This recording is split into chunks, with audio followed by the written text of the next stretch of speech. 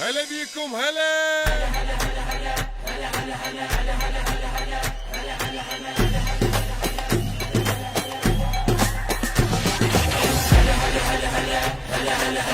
يا هلا وحي الله من جانا، البصرة بيكم حيل فرحانة، من زمان قلوبنا التان والوطن مشتاق لاخوانه.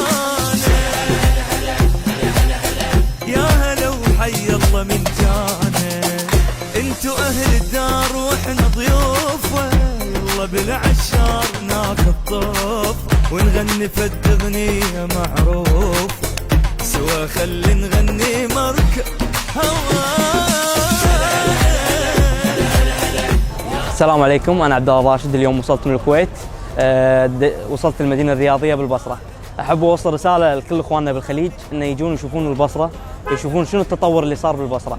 طبعاً الخليج بشكل عام كان ماخذ فكرة نقول مو سيئة ومو زينة عن العراق بسبب الظروف المساوئة اللي مر بها العراق.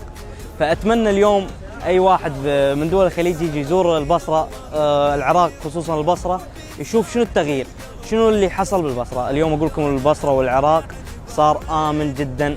أتمنى الكل يجي يزور ويشوف التغيير ويشوف بلد والناس والكرم اللي عندهم والجماهير اللي قاعد تحضر اليوم في تجمع صار بقيادة جروب وحدة العرب. فالتجمع هذا نبي نعكس رسالة عن البصرة انها افضل، انها احسن مما تتخيلون. فانا اليوم جيت الحمد لله، كان استقبال جدا طيب من الناس جميعا. طبعا احنا تيم وحدة العرب، هذا التيم أسس لاستقبال خليجي 25 ولاستقبال اهلنا بالخليج، وسميناه وحدة العرب. ونريد نقول لكم انه هاي البصرة ديرتكم وبيوتنا بيوتكم ان شاء الله، واحنا ضيوف عليكم بهاي الديرة ان شاء الله، مو انتم. وحياكم الله واهلا وسهلا. وشلنا اعلامكم احنا وطلعنا بالبصرة على مود نوصل رسالة انه كل اهل البصرة يستقبلون كأس الخليج. وطبعا شكري الخاص للسيد المحافظ وللسيد معاون المحافظ الاستاذ عميد علي، ان هم سهلوا علينا الكثير، عارضونا بالمرات يعني كمسيره لان ازدحام ومرات اوقات انه ناس ما تقدر كموظفين، بس الساده الله يطول اعمارهم ان شاء الله ويحفظهم، انه سهلوا لنا بالامر موافقات تصاريح وما قصروا، ودخلنا ومشينا وورينا هالشيء للخليج وللبصره.